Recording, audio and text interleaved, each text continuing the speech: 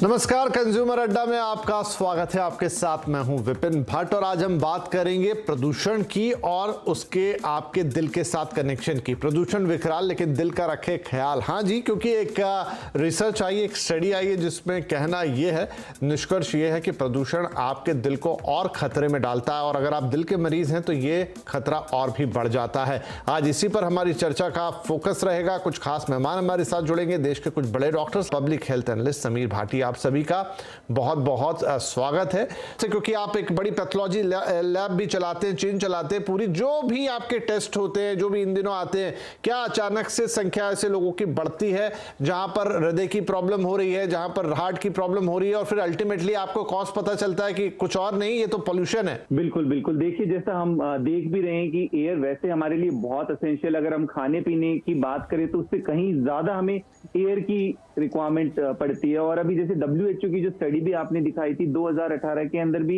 Air pollution को WHO ने silent public emergency उसको घोषित किया था और उसको एक न्यू टैबको, नई तरह का तंबाकू। और हम तंबाकू की जब भी बात कर रहे थे तो उसमें इतनी ज्यादा अवेयरनेस हुई वर्ल्ड वाइड की, उसमें फिर भी डिक्लाइन हो गए। पर जो नंबर ऑफ डेथ है तंबाकू से ज्यादा पोल्यूशन की वजह से बढ़ गई है। रही बात, जैसा आपने अभी पूछा कि स्पेसिफिकली इस सीजन के अंदर किस तरह के हमारे जो टेस्टिंग ट्रेंड है वो बढ़ा है, इसमें अगर हम देखें इंडिया में, आप ये देखिए कि ऑलरेडी हमारी जो यूथ पॉपुलेशन है, अभी कोविड के अंदर जिस तरह से चीजें नोटिस में आई कि वो ऑलरेडी काफी मतलब उनके पास रिस्क फैक्टर है हार्ट डिजीज को लेकर, क्योंकि आज हम हार्ट डिजीज के शो कर रहे हैं पोल्यूशन से लिंक करके। अगर हम यूथ में देखें तो obesity, diabetes, hypertension, stress, lifestyle disease, cholesterol वगैरह बढ़े हुए, तो ऑलरेडी उन लोगों में रिस्क फैक्टर है। इस वजह से उनके अंदर कार्डियक एलिमेंट्स भी ज्यादा बढ़ते जा रहे हैं। हम जैसे PM पार्टिकल्स की बात कर ही रहे हैं, अभी एक्चुअली दिल्ली NCR के अंदर भी और बाकी जो छोटे शहर हैं वहां पर भी पार्टिकुलेट मैटर जो हमारे PM10, 2.5 और PM0.1 जो कि बहुत ही अल्ट्रा फाइन पार्टिकल्स हैं, जो कि हमारी ब्लड वेसल्स के अंदर और पूरी होल बॉडी को अफेक्ट करते हैं। ससेप्टेबल पॉपुलेशन हमारे पास काफी ज्यादा है, जैसा मैंने आपको बताया कि हमारी जो कोमॉर्बिड की संख्या है उनकी काफी ज्यादा है। उनके अंदर ऑलरेडी पहले से COPD और अदर लंग डिजीज, डायबिटीज के केसेस हमारे पास काफी ज्यादा हैं। तो इनके अंदर ऑलरेडी ये सब चीजें होने की वजह से पोल्यूशन इनको और ज्यादा ट्रिगर करता है।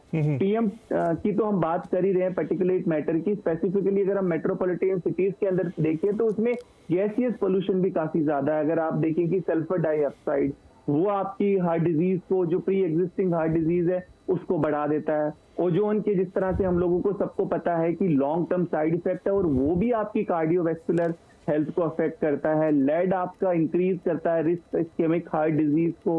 इसके अलावा आपने देखा सुना होगा वोलेटाइल ऑर्गेनिक कंपाउंड, मतलब जो पेंट वगैरह घर के अंदर जो इंडोर पोल्यूशन कॉज करता है वो भी आपकी रेगुलर हार्ट बीट करता है। तो बहुत सारे ऐसे फैक्टर हैं, पोल्यूटेंट्स हैं, जो हमारे हार्ट कार्डियक हेल्थ को डायरेक्टली इनडायरेक्टली अफेक्ट करते हैं। समीर साहब, देखिए फिर वही कि रातों रात तो शायद कुछ नहीं हो पाएगा, लेकिन मैं खास तौर पे क्योंकि आप दिल्ली को बिलोंग करते हैं और वहां ये समस्या वाकई बहुत विकराल तौर पे आती है।